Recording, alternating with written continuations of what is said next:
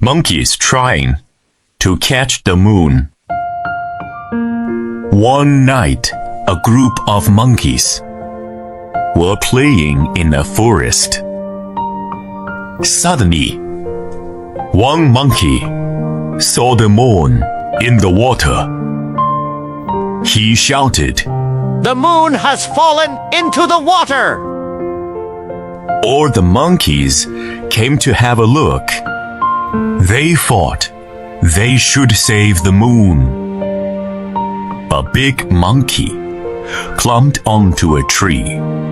He reached his hand down towards the water, but he couldn't reach the moon.